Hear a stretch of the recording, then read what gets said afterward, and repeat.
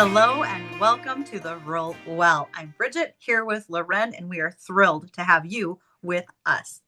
Today, we want to talk about showing up for people and the variety of ways in which that can happen. We've got much to share, and we have a great guest who's going to join us for that conversation.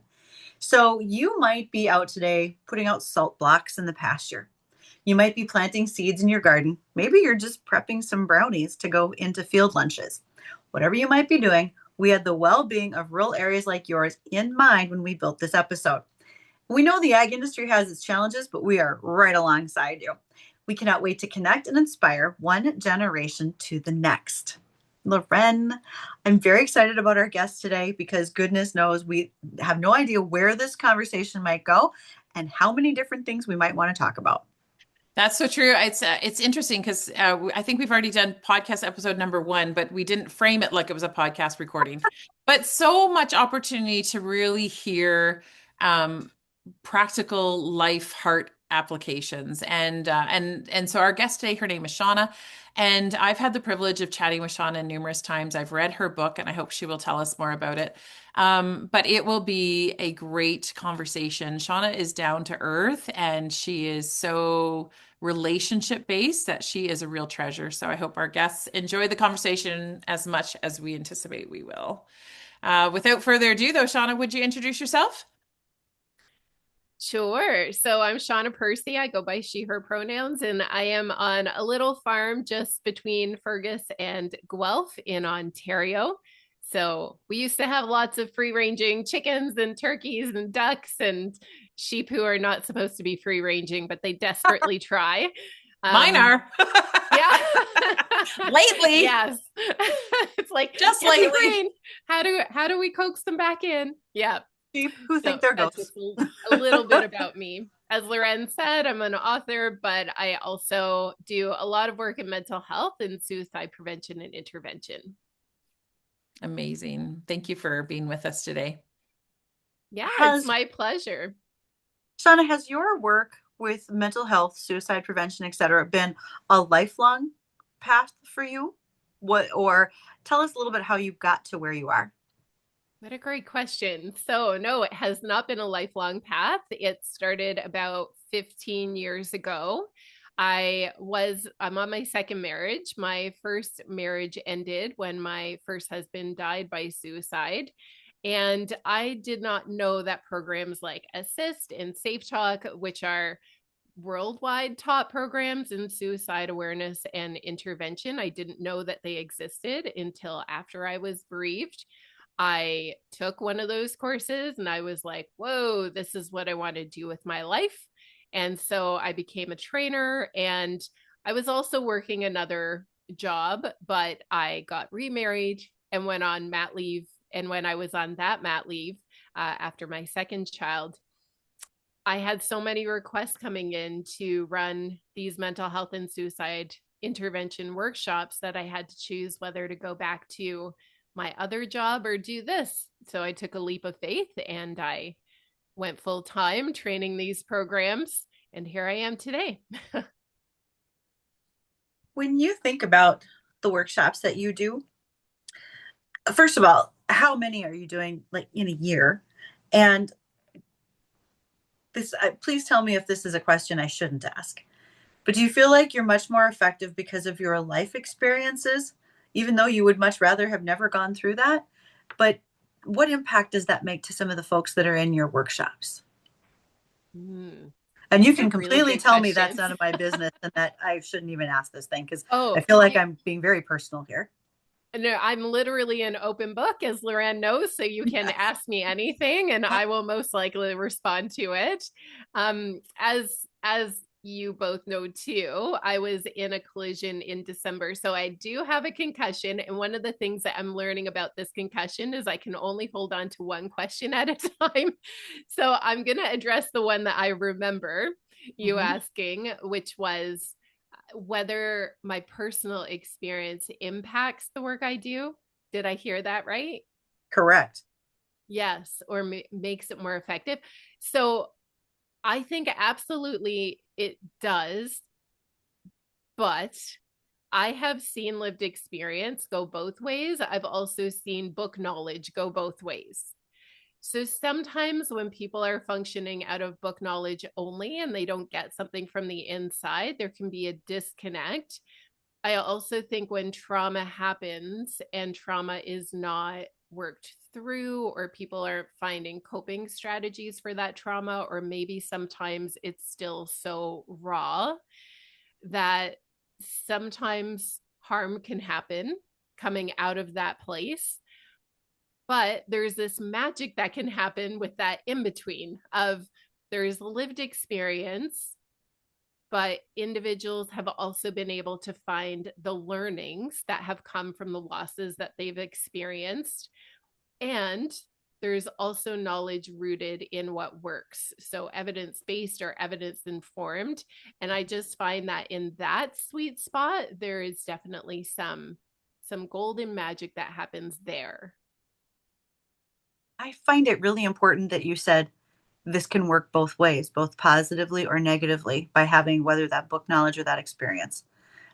All of Mm-hmm. us think it's always going to be positive, but it might not be. Yeah, and I think Yeah. sometimes and I don't know if specifically for Shauna's personal experience, but in the folks that I've worked with who have been impacted by trauma, sometimes there's this desire to tell the story to bring meaning to our loss, but and which is important, but if we don't set up kind of some guidelines around that, we can end up getting further wounded. And I think that's one thing that Shawna is part of your story, and how you framed your loss and how you processed your loss. Because the book didn't just happen the next day or the next, like you were part of a journey, like this was part of a journey. Can you tell us a little bit about that journey? Yes. And I think learning to tell the story, like you're bang on with what you just said there, that has been its own learning too. Certainly in my early days after being bereaved by suicide, I would sometimes share a lot of details that I didn't understand how they were landing with people. I can look back and recognize that sometimes I felt icky, but didn't understand what was happening in the room.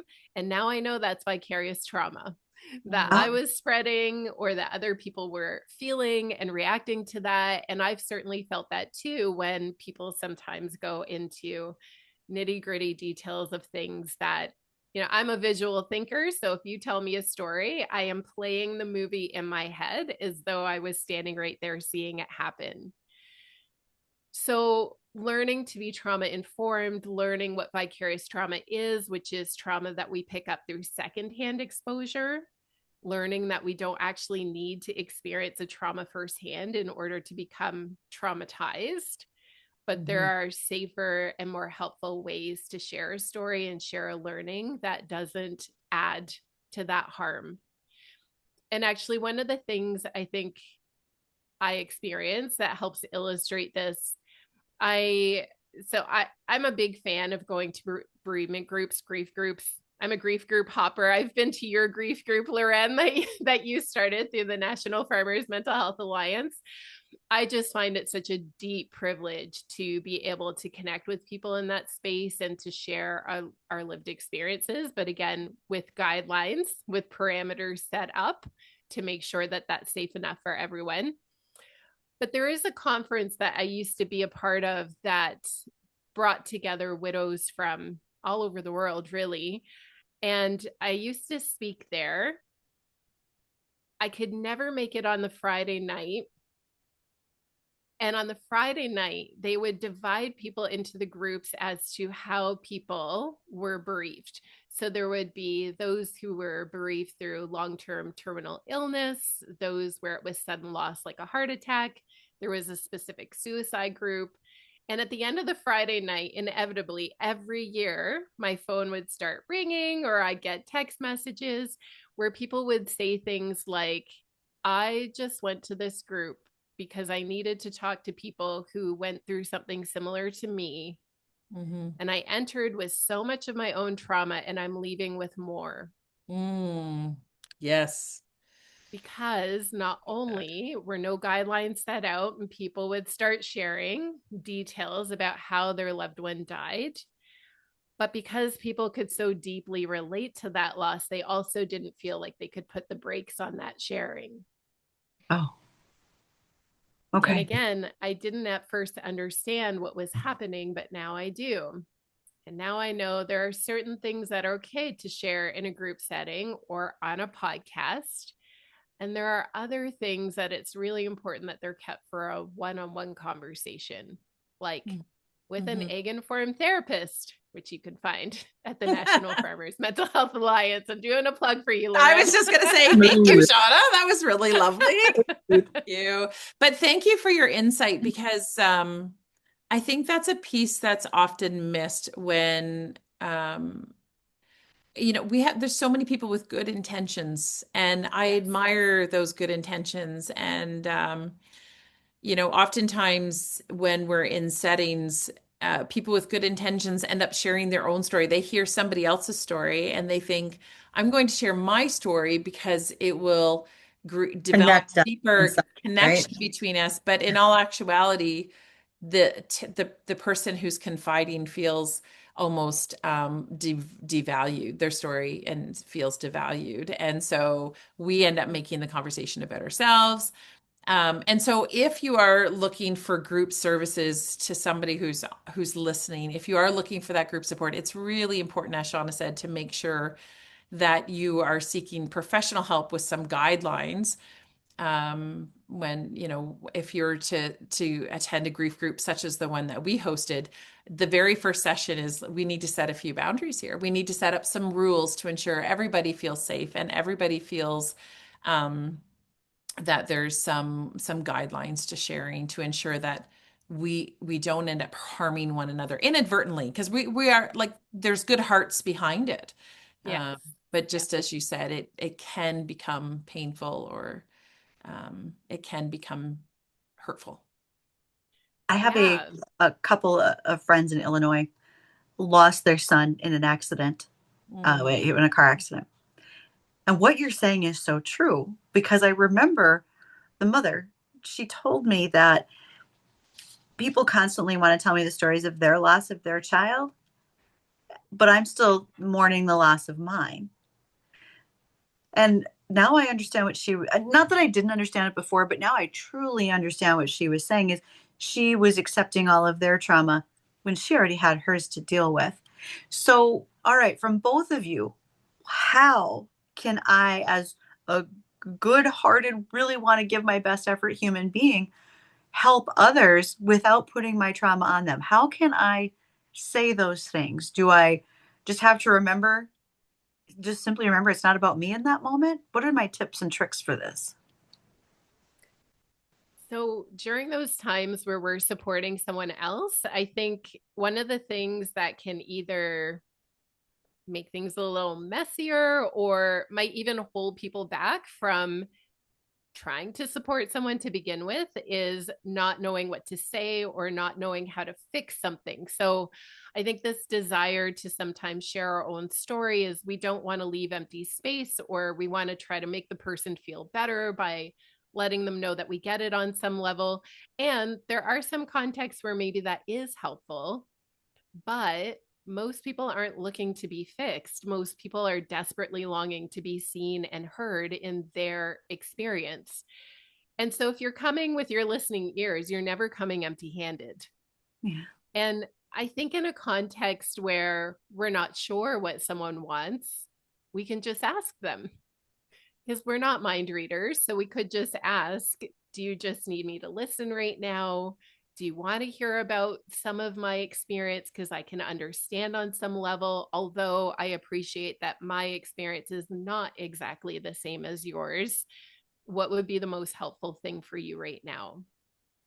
Loren, That's what do you kind. think? That's very yeah, yeah. that I agree, that is very kind. And I echo what you said. And I think one of the biggest lessons I have learned when it comes to, like, not just grief, but when people are struggling as well, like if there's other pieces, is learning to do what we call sit shiva, which is actually a Jewish term for mourning. I see you both nodding, and so you may have heard the term. But we don't do this very well in North American culture. For the most part, if somebody loses a family member to whatever, like grief is painful at many steps and many junctures with many reasons. But within a couple of days, we've had to make these crazy decisions that sometimes we didn't envision ever having to make.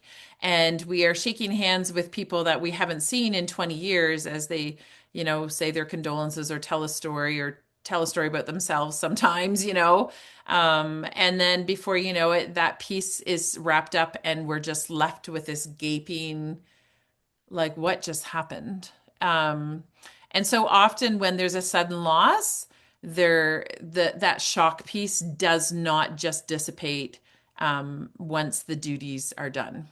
And for farming families, in fact, what we know is those farming families are often have what we call prolonged grief or complicated grief. And the reason for that is there's a change in identity. And part of prolonged grief also means that we don't process a lot of our grief because we have to keep the farm going. Those eggs have to be collected, washed, and sold. That milk, like those animals still need to be milked. And by the graciousness of our social capital in our community, oftentimes in the immediate, we've got a community that comes around side.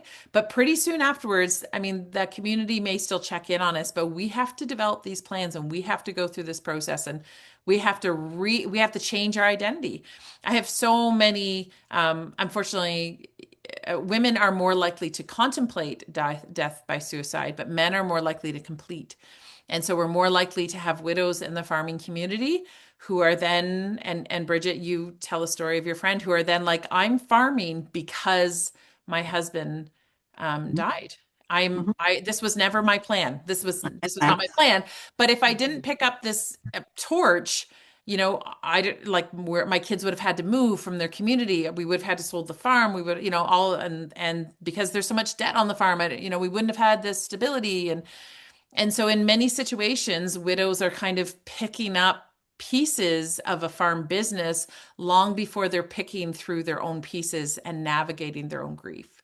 And so what can we do? We can sit Shiva, meaning no expectations for conversations. We're just going to sit in this dark hold and hold one another, or us hold the person who is thrust into grieving. Mm-hmm. Yeah. I love that in that practice, there's this mirroring. So if the person cries, we cry. If they're silent, we're silent. If they're laughing, I mean, sometimes there's a lot of laughter that comes out in grief. Absolutely. Any emotion can come out, anger, relief, whatever it is. And we just mirror that and make space for that. Like, what a beautiful practice. And there are many cultures around the world who do a beautiful job of talking about death and talking about grief and have traditions and practices around that. And I think that, speaking in very general terms, like you said, Lauren, this is something that many of us struggle with here. And I remember learning that, I think it was in N.T. Wright's book, Surprised by Hope or Joy. Someone correct me, I'm not sure which it is. But at the beginning of it, he talks about the history of how we got into silence around death and grief in our culture. And he explained that if you think back to the Victorian era, a lot of people had a fascination with death. So death was out in the open, people were talking about it. And then World War I happened and people were still talking about death and taking their kids to funerals. But World War II followed so closely after World War I that it was too much death too quickly, and people started shutting down and they stopped taking their kids to funerals. I was really fortunate, I guess, in my family that wasn't the case for us. We were always taken to funerals. We talked about death. I remember there was a teenager in our church where something happened, and it didn't take too long for people to acknowledge that she had attempted suicide. It wasn't something that was hidden. It was something that was named. And because it was named, I think that was one of the things that helped me not have a barrier in talking about these things after my first husband died. It had already been named, so I could say it too. When you just said that about we don't, both of you mentioned we don't take children to funerals. We don't. So often I hear adults, oh, I don't like funerals. Yeah, that I was close to that person, but I'm not going to go, but I don't like because I don't like funerals. Just want you to remember something. It's not about you. It's there to be honoring the person who passed and supporting their family. Yes. And I realize that there are probably some very traumatic reasons why you don't like funerals. But tell me if I'm taking too hard of a line by saying it's not about you at that point. No, I mean, I think it is a reality. I think what we can do is we can support people differently too. If Mm-hmm. you know, I mean, I certainly agree with you, but I think and the people that I have worked with or tried to walk alongside, they would say it was the people who came and sat and folded laundry and didn't say anything that were the most impactful in that healing journey. And so, we also can step back from situations. We certainly need to attend those funerals and support those members. And in addition to, what are some of the other ways that you can sit Shiva with people? But no, very true. I am so happy that both of you have given so many different examples of how we can show up for each other. Mm-hmm. You know, they were subtle, but they're here. And I hope that this is an episode that listeners probably go back through a second time just to make sure they didn't miss any of those, because there's some really good ones. I'm Yeah, I wondering, hope so. yeah, and I'm wondering, Shawna, would you mind sharing with us the books that you've written and some of the work that you're doing? We will definitely have this in the show notes for our listeners. But I'm curious, what would you like to point people towards? So the books that I've written are Breathe, which is about when I was first married. After 8 months, my husband had attempted suicide. He also lived with psychosis. So, and part of my processing and my recovery through that was to write my way through that. So it's really those writings. And then after he died, that was my process again. It just, these crises unlock something in me, and I it's not even a choice. I feel like I have to write in order to breathe. And if you asked me to write anything right now, I wouldn't be able to. So don't ask. Okay.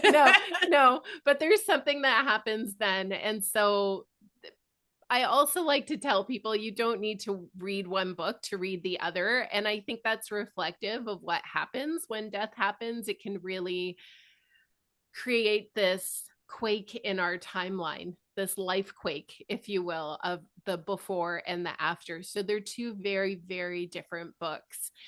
But the thing I'd really like to tell people about today is Egg Care Connect, which is an organization that I created, by producers. It's for us from the inside out.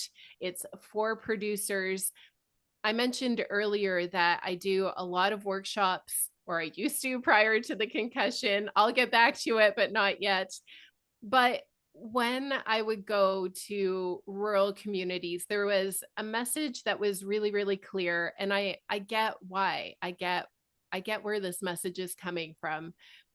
And it's not true for everybody, but for a lot of people, there was this strong sentiment that unless it's coming from the inside out, we're not interested.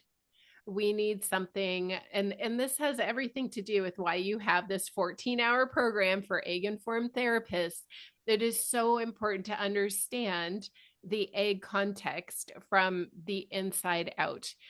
I've been collaborating with different partners. You're one of them.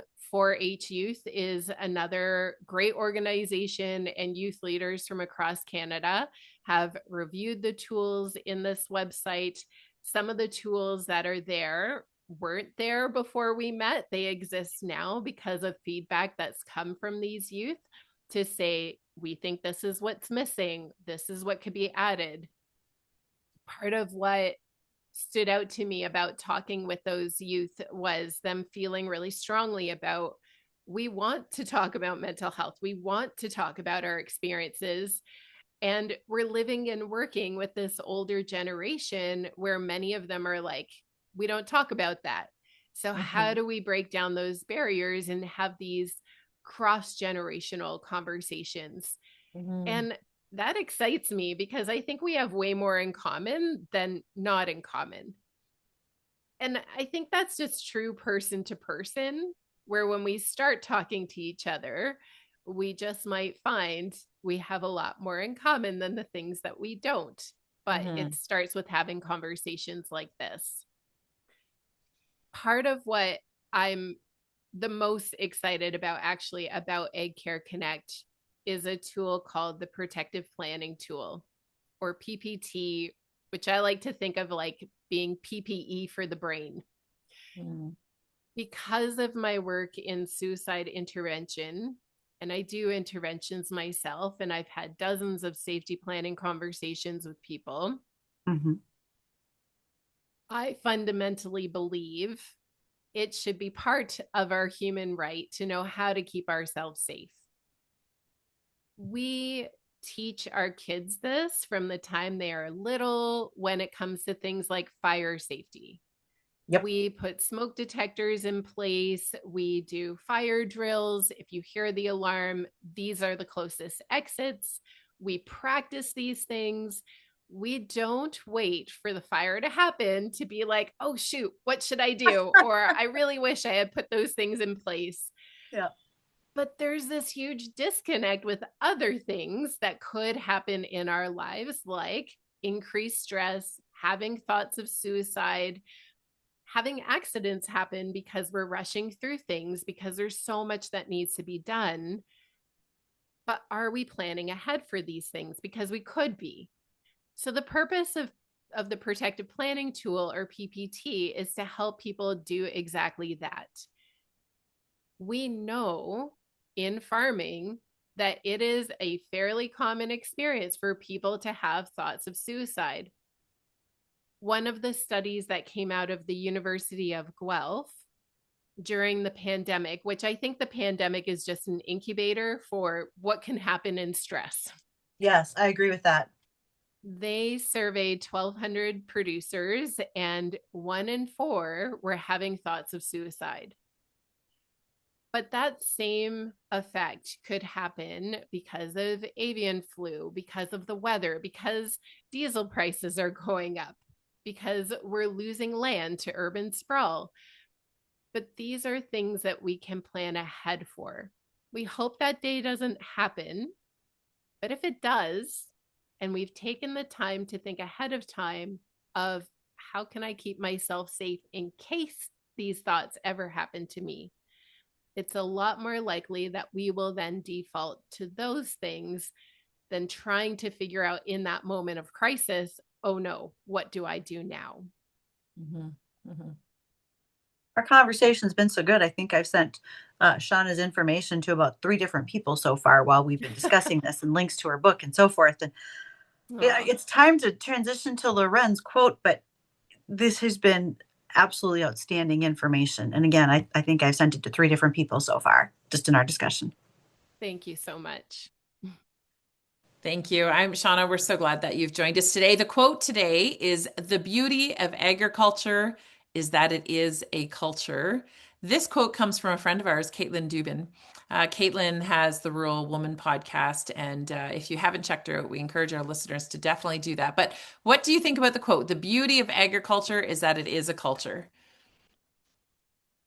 Ooh. The first thing that comes to mind when I hear that is I love the agriculture culture, and every culture has strengths and it has things that maybe we can learn from other cultures or improve on. And to go back to the PPT tool for a minute, Inuit people in Canada are actually, they're the first nation to have a national suicide prevention and intervention strategy in Canada. Canada does not yet have one. Agriculture could be leading this. So if we learn how to talk about these things in this sector, and we learn how to keep ourselves safe, and we learn how to integrate this into the incredible culture we already have in egg, we can now be leaders of this across Canada. And I'm so excited about that possibility. I wanted, the first thing I thought of when I saw this quote, the beauty of agriculture is that it is a culture. That's good and bad. We have a culture of helping, of being a community, of surrounding others with care and concern when they need it. But we are slow to change, and we are stuck in our ways. And Slow that to reach out for help. Yeah. Yeah. and slow to reach for help. We can be stuck in our ways that, well, I don't want to reach for help. That person was weak because of what they did. Those mindsets need to change, because the beauty of agriculture is that we are a culture, and we can be a positive force, just like Shawna said, in making change across 2 different countries. And Lauren, I know you live this every day. You see the beauty and the horror that happens with clients.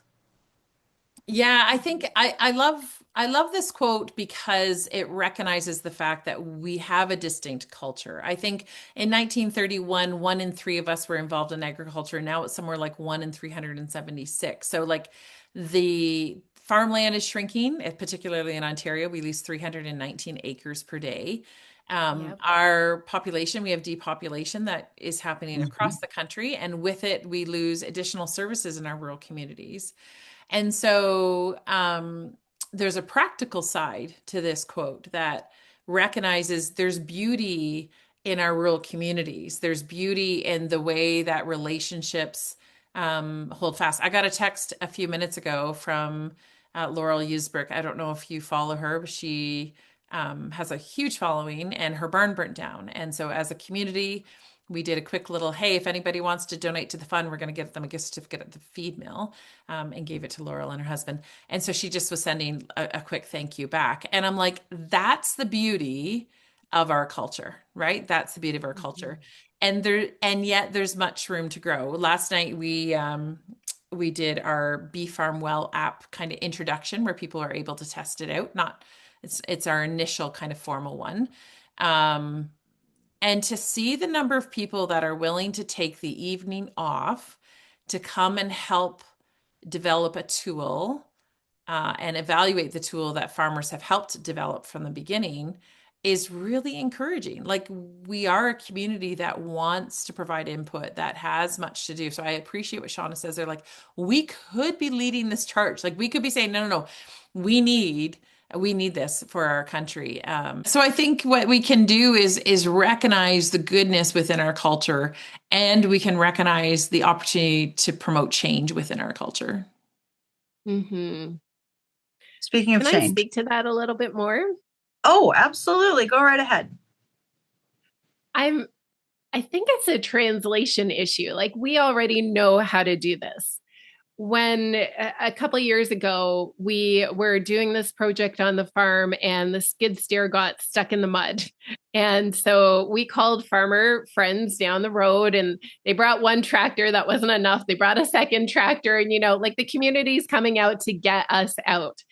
But the same family who helped us will not answer my phone when I call, because I come up as mental health. And if I need to get a hold of them, I need to call from my husband's phone. But it's a translation issue, because we do know how to help. We just need to figure out, how do I move it to this other context?